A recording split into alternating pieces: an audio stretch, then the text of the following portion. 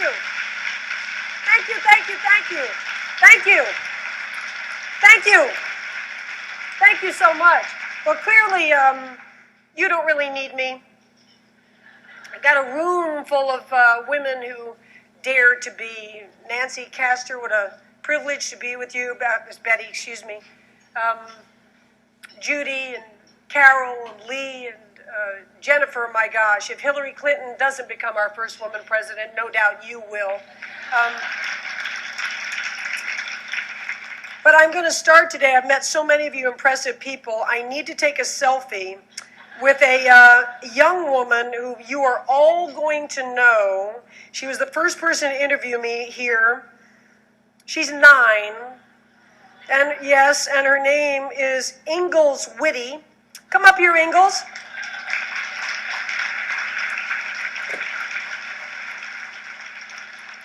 Ingalls is smart and organized, and the first question she asked me, we get in the car last night, and she crosses her legs and opens up her notebook and says, do you mind if I interview for you for my school paper? And, you know, most people start with, why did you start swimming? And, you know, were you afraid of the jellyfish? No. Ingalls' first question is, well, you said that this swim made you fulfilled. It brought out all the best in you. So now what are you going to do to bring out the best in you when this is over? Come on! Come on! So now what we're going to do is, Ingalls and I are going to take a selfie, but I need this crowd to stand up behind us. We're going to turn around like this. Yeah, I want it to be a big crowd. Ready? And it's looking good. Thank you. Thank you, Ingalls. Bye, sweetheart. Angel, put that at my desk, will you? You know, for me, I was lucky. Empowerment came to me early. I had a Greek-Egyptian father who was larger than life. Aristotle's Zenith Nyad found every day, you know, a tearful exaltation. And he spoke in a very thick accent with, you know, rolling R's and buzzing Z's. I actually had a French mother who spoke with a very thick accent also. So, you know, already it's entertaining to grow up in a home where you have to ask each parent to repeat themselves. And just in honor of my mother, I will tell you that I learned from her that when you speak English with a French accent in this country, you get anything you want. So if I'm in the store and I say, I'm sorry, I find the blue one, but I'm looking for the white one, you can help me? The whole place stops. They run around the front. Êtes-vous français? Êtes-vous de Paris? So when I'm stopped by a, you know, officer for speeding, I give a little French accent and somehow roll on down the road. But my father, and Jennifer, it made me think of you a little bit when you were speaking about your mother, who must be some hero herself. I think we owe her a round of applause, your mother.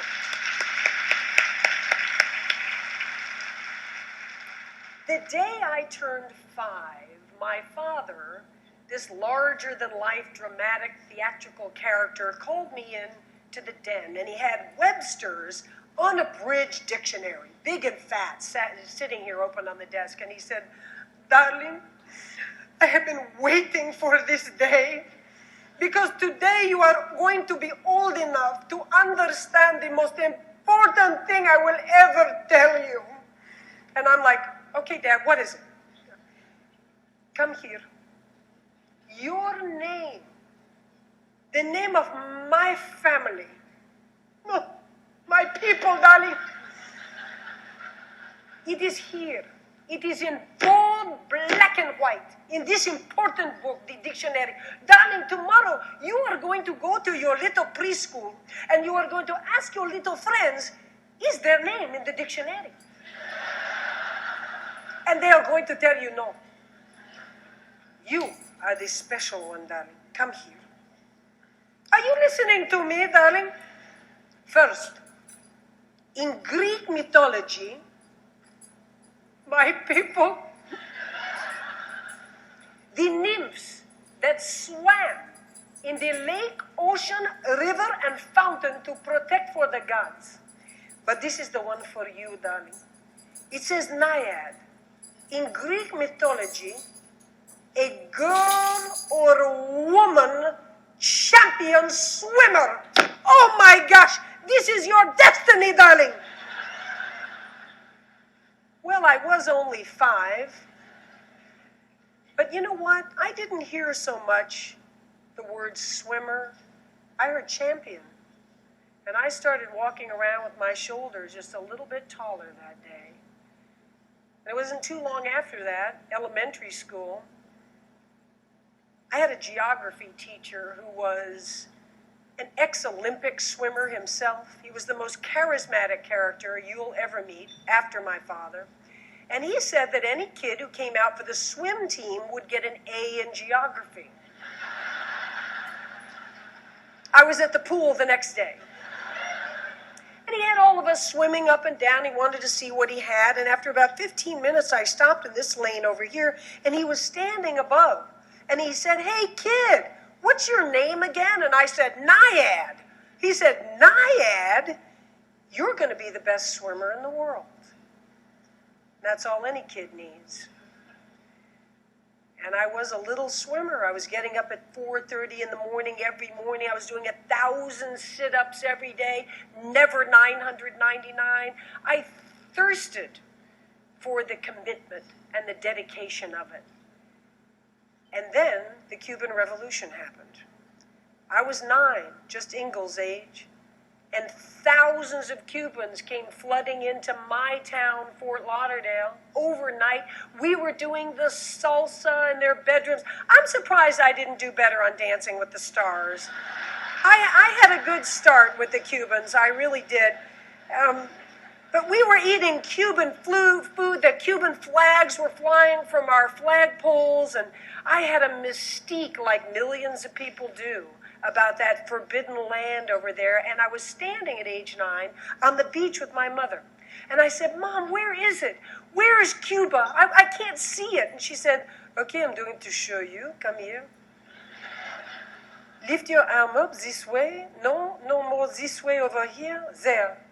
It's right there. As a matter of fact, it is so close, you could almost swim there." And of course, that wasn't the concrete moment, but it was a little flutter in the imagination. It turned out I discovered that my talents as an athlete, a swimmer, really lay out in the open ocean in long distances. But I had these dreams, and my father, age 12 now, calls me back into that same den. And now he's all upset. He's walking around with his hands behind his back. His veins are standing up in his neck. He's agitated. I said, "Dad, what is wrong with you?" He said, "Okay, first of all, I make very big mistake when I show you this dictionary. Yeah, now you are fanatic. Now you're getting up 4:30 in the morning, okay, but every day of the year, 365 days a year, Christmas, we don't know where you are. You don't know your brother and sister anymore. You don't know the church anymore. You have given up the piano for the swimming. You have big muscles. Your hair is green." And I stood up and I said, "That's right, Dad, that's right. And you know what? That's why I'm going to get ahead in this life, because I'm a fanatic. That's right. One day, Dad, I'm going to stand and bow my head and receive a medal at the Olympic Games for the United States of America. And you know why, Dad? Because I'm a fanatic. And you know what, Dad? I'm really glad we had this little talk. Because I don't think you understand me when I say we're going to bed at 8:30 because I have to get up early. Dad, I don't mean me. I mean all of you. The whole family's going to bed. Do you understand me, Dad?" And he said, "Oh, I do. Your mother and I, we have been talking. And, well, I need to tell you that we are very afraid of you." And so today, really, I called you in because we wish you all the luck in the world. We really do, but we have made a key to the house. And now you just come and go as you please. Age 14, we had the state meet at our pool. It's a big deal. I went over to Coach's house and get a nap in the afternoon in between the prelims and the finals. We were all parts of Coach's family. We babysat as kids, played football on Sundays on the beach, and then watched the Dolphins games at afternoon over at his place and played poker. Coach had become something of a parent to me. Didn't only think I was going to be a great swimmer, but would read my report card with me every month and tell me I was funny and smart and I was going to do anything I wanted in this life. That afternoon, gosh, it was so long ago, but how can I forget it? I don't know if it was 3 minutes or was it 4? But it was quick, and it was violent, and it was humiliating. I lost that night, first time at the state level in 2 years. I think the kids on my team thought I was coming down with the flu or something. And we won, and my team was over putting on their sweats, getting ready to go out for pizza. Usually I'd be right there in the thick of things, but not this night. This night I went down into the bottom of the diving well. I am telling you, I screamed so loud. If I had been above water, you would have heard me all the way from Lauderdale up here in Tampa. And I screamed, no, this is not going to ruin my life.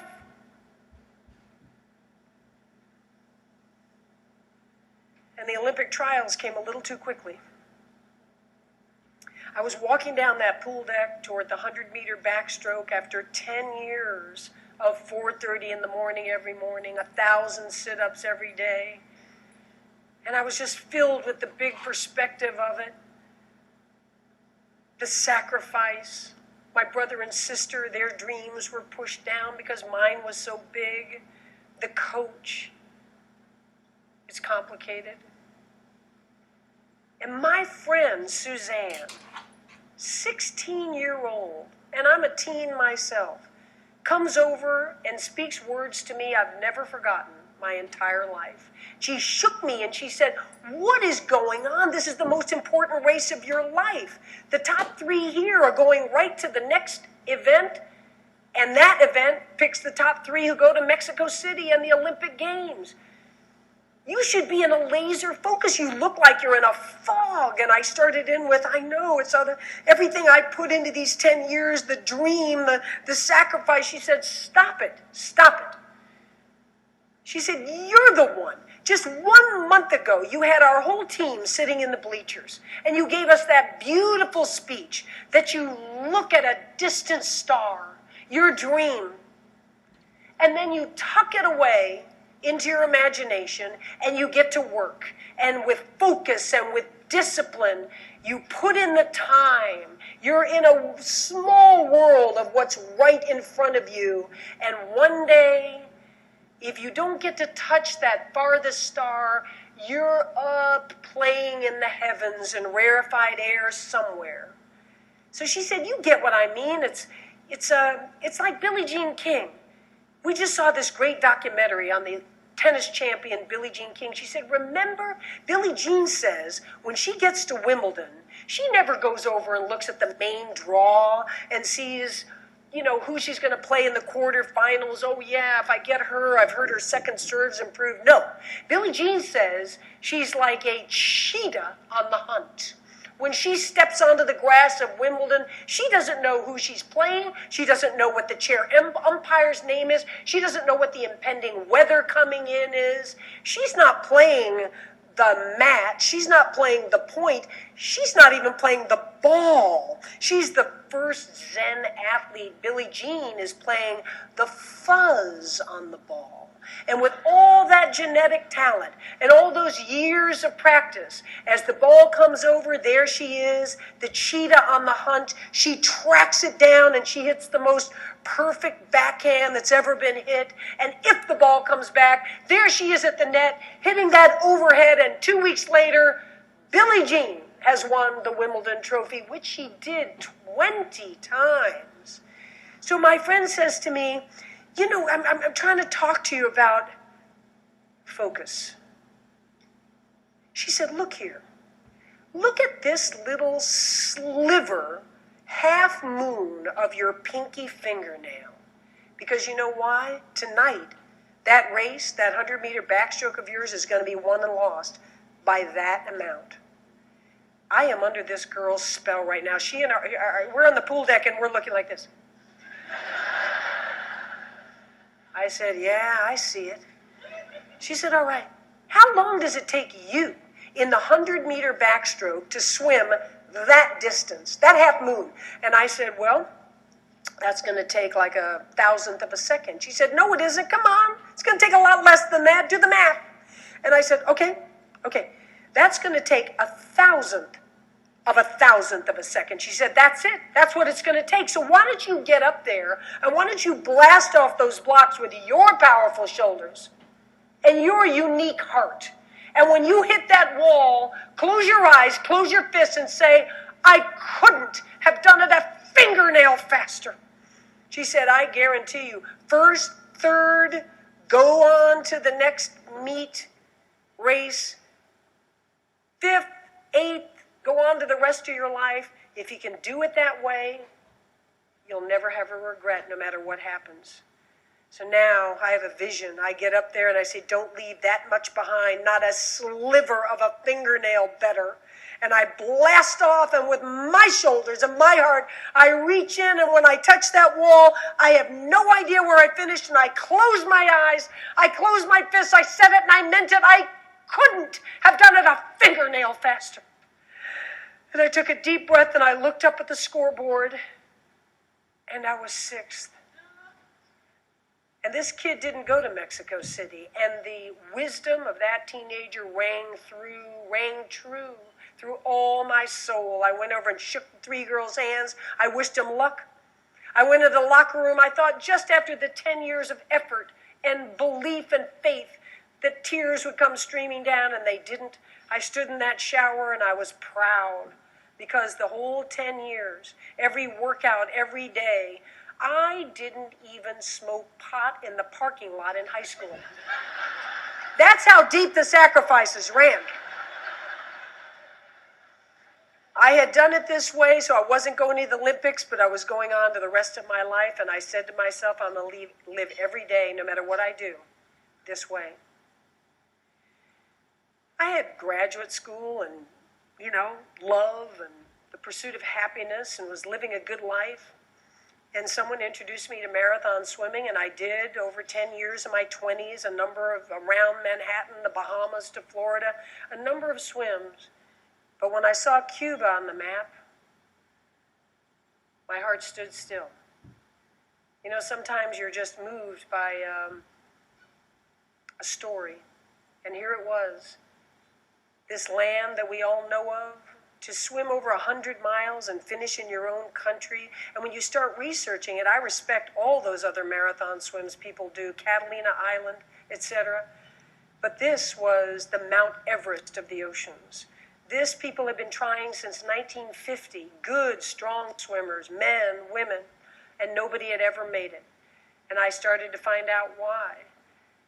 It's not only the sheer distance, that's undeniable, but you're trying to swim just about north from Havana to Key West, and the Gulf Stream comes raging out of the Yucatan Peninsula and starts flowing hard to the east. And some days, it's so wide, that stream, it takes up almost the entire distance between Cuba and Florida. So you are going east because you can't help it. It's going 4 to 5 times your swimming speed, no matter who you are. And Florida, as you know, then starts curving up to the north. So the farther east you are, that vector of reaching land becomes longer and longer and longer. The stream itself has swirling clockwise currents in it. Sometimes they're a quarter of a mile wide. Sometimes they're 10 miles wide. They're very difficult to see even from space telemetry. Once you're swept up in one of those, it's all over. You'll never make it north again. The sharks, did I mention the sharks? These are dangerous. These are the oceanic white tips way out there, 40, 50 miles from shore, where there are no reefs. A lot of them haven't eaten in a long time. And when you come swimming along, you know, with a little low frequency vibration, they're thinking, dinner bell. The Portuguese men of war are one thing, and I know all of you in this area of the world know about them, but the box jellyfish are new to the Florida Straits. They used to be a southern animal. It's the most potent poison venom in all of the Earth's oceans. It's usually a fatal sting. And when I was stung in 2011, all over the body, but just a shard of tentacle from the wrist to the elbow, just this 6-7 inches, carries with it 300,000 tiny harpoons. And when that tentacle whips to the skin, all of those harpoons fire their venom into your central nervous system and into your cardiovascular system. If you don't die, you feel paralyzed. I was hit hard at dusk and I started crab-like swimming. I couldn't catch my breath, and we dealt with that sting and recuperating from those stings for 24 hours, and the next night, bam, stung again. And I'm lucky I lived through it. You know, I have such high regard for all of the ultra marathons, the great nature adventures that people do, perhaps especially the alpine climbers, Everest and K2 and Annapurna. The hardships, the duress at the top of the world are incredible to talk about. Ed Vistiers is a friend of mine. He's climbed Mount Everest more than anybody on Earth without bottled oxygen. He's just up there with his own human lungs. And he says that after 28,000 feet, he can only take a step of maybe a few inches, not a big step, a tiny step, and that little effort makes him have to stand there and take 25 huge deep breaths until he can just be composed enough to take another couple of inches.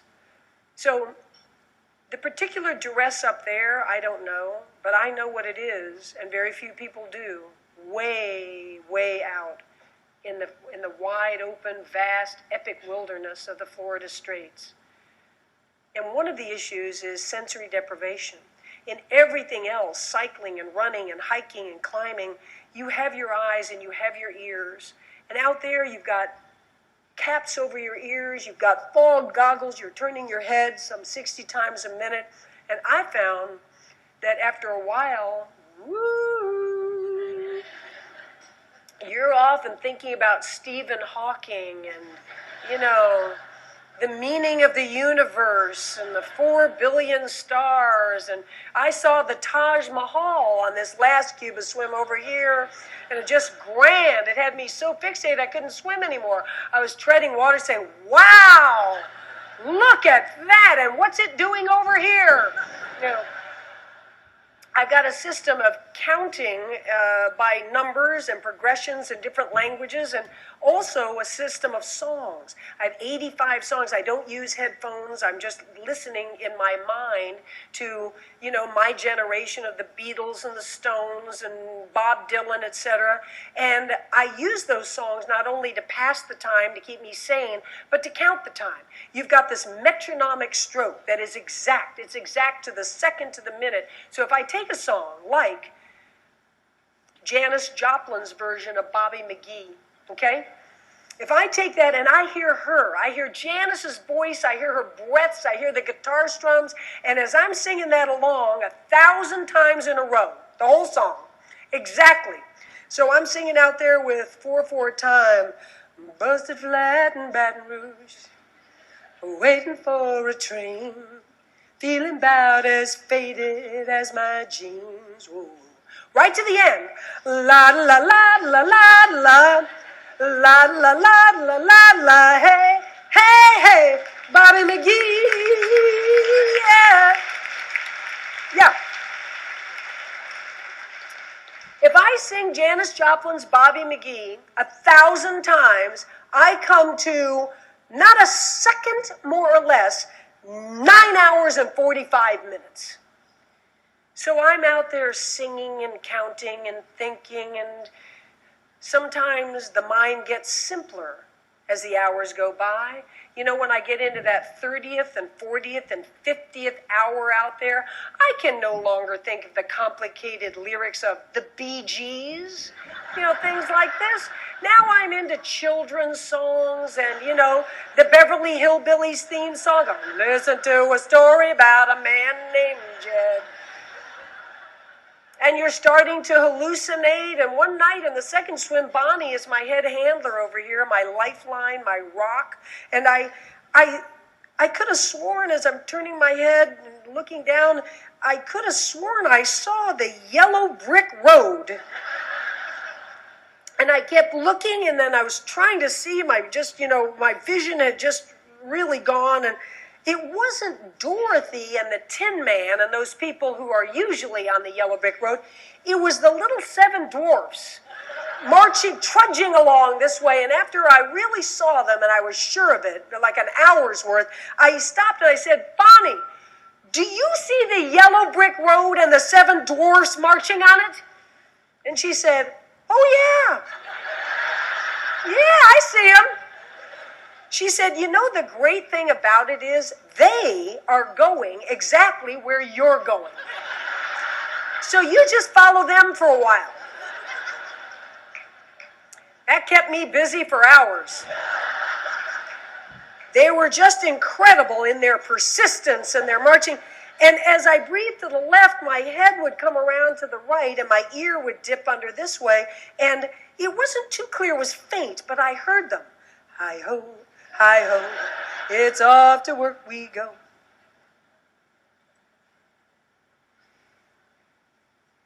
So I tried Cuba when I was 28 years old.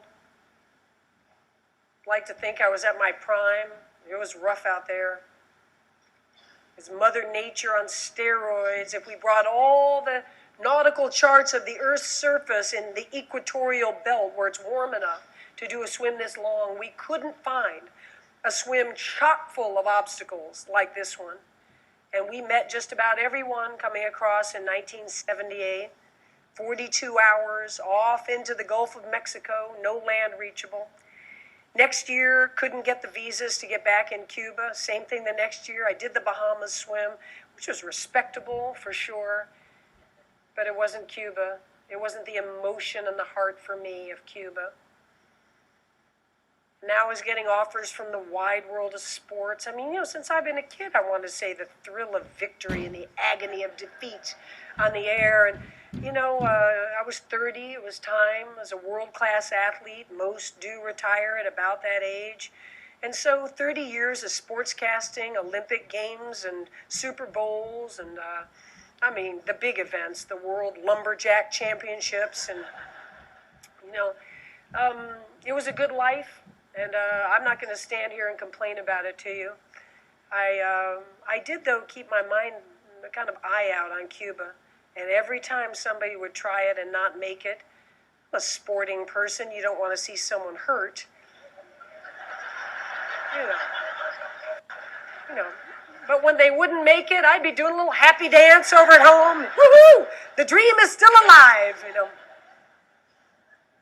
And you know, all those 30 years from age 30 to 60, I kind of started to feel like a spectator. I wasn't a doer anymore. I was just following other people, agreed they were people of excellence, chasing their excellence. And that was inspiring, but I was feeling the malaise of being a non-doer. And of all the remarkable people I met, toward the end of that period, I met the bravest person I've certainly ever known, and that was Christopher Reeve. Talk about being forced into the ultimate spectator role overnight. And Chris loved sports. And so we'd hang out and talk about athletes, and especially that issue of whatever it takes, that discipline, that vision, that philosophy of life that makes you the best in your sport, when you retire, which you do young, do you take that? Are you that person still? And do you take that way of living on to the rest of your life? So one day he said, we keep talking about athletes, but you've never told me your story. Tell me your story. And I told him a few stories, and then I told him that fingernail story. He loved that story. He couldn't wait to get home and tell his son that story that day. And he said, well, you know the obvious question. You're years past your world champion athlete days now. You said that when you walked out of the locker room that day, you were going to live this way every day of your life. Are you?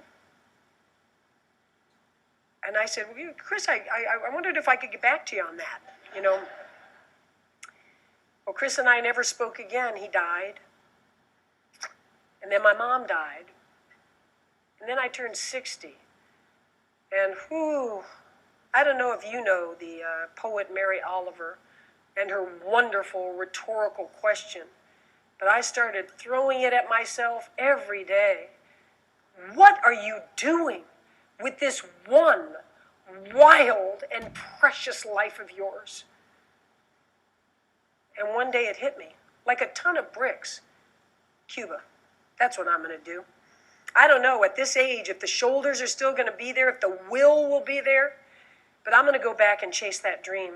It was always more than sports for me, Cuba. Cuba was about touching that beautiful star.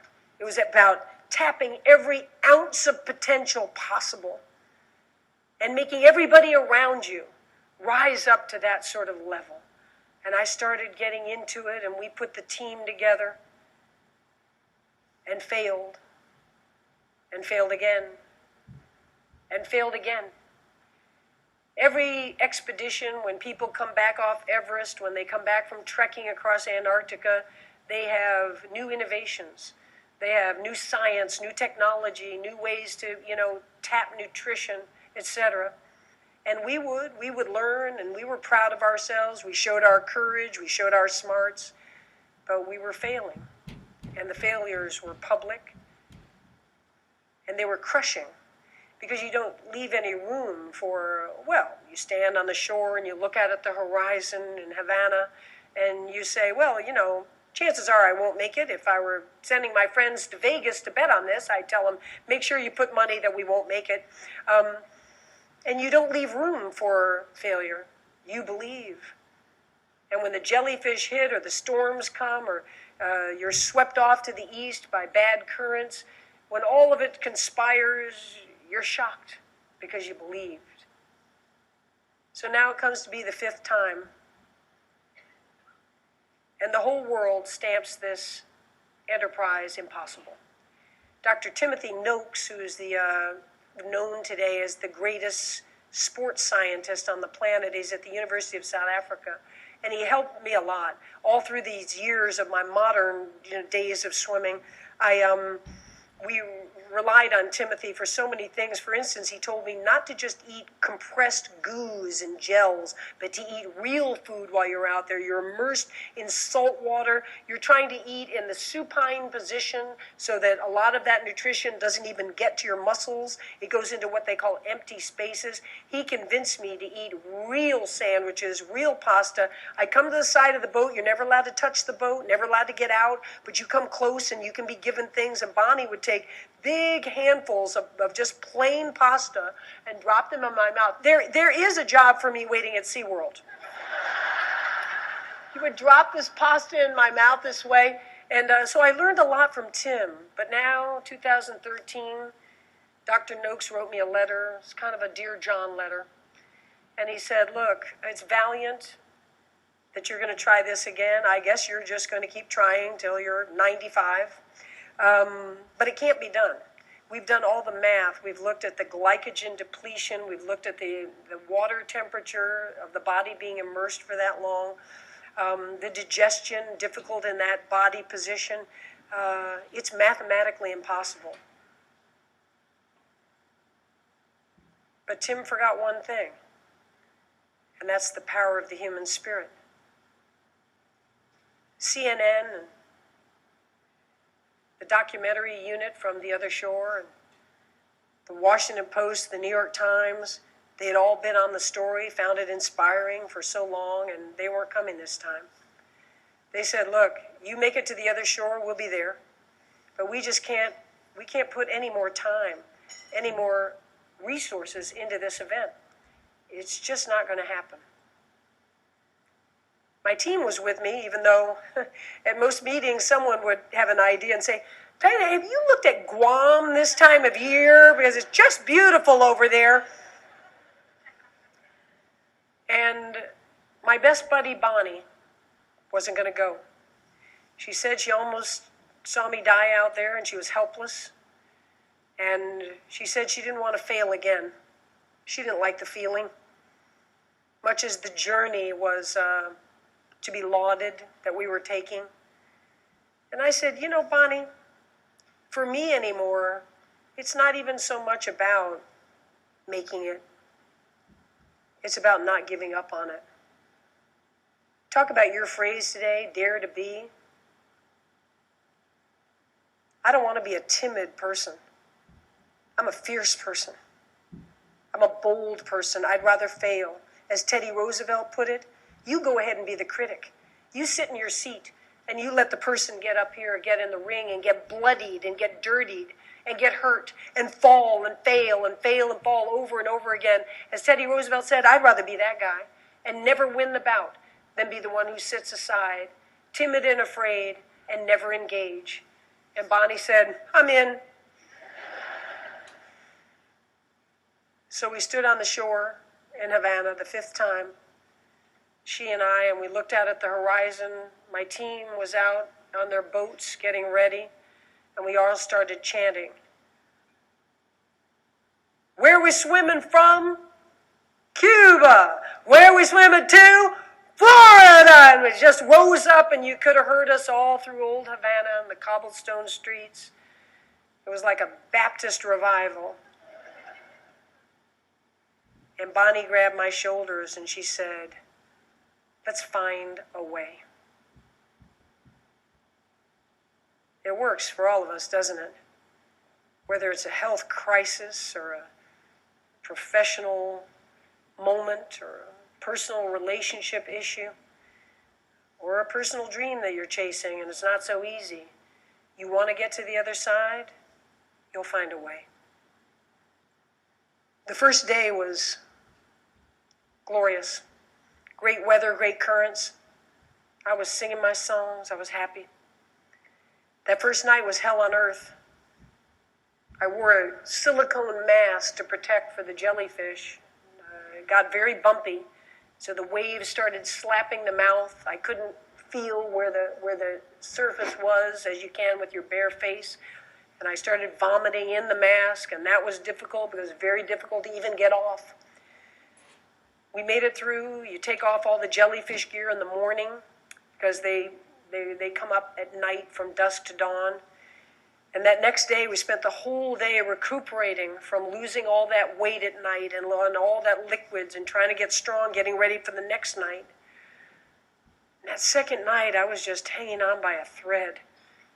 I really had forgotten what we were doing. I didn't remember that we were in with the Cuba swim. I was stopping constantly. I started to get cold. A big storm came through and I had to leave the boats and go out with my shark divers, and it was pitch black. I couldn't see them. I was confused.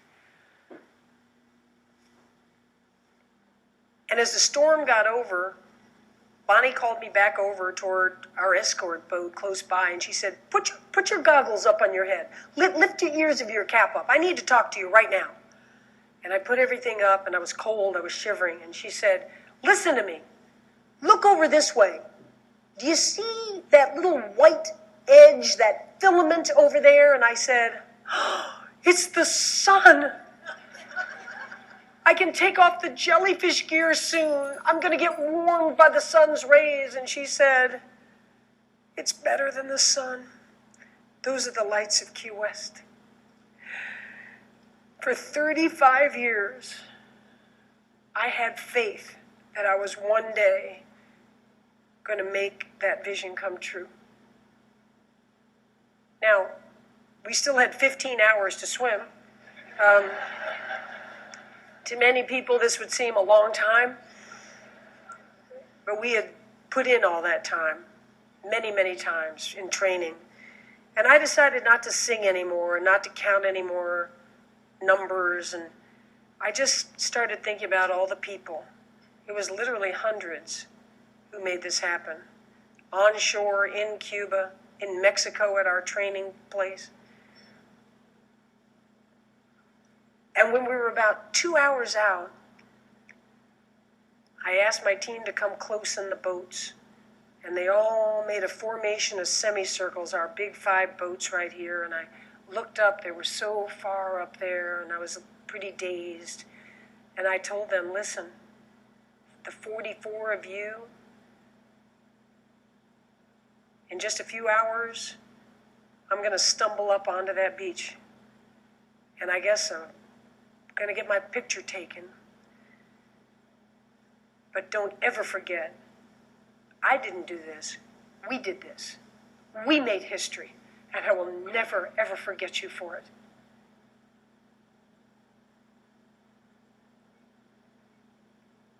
You know, I don't really remember saying those words on the beach. I don't have a memory of it.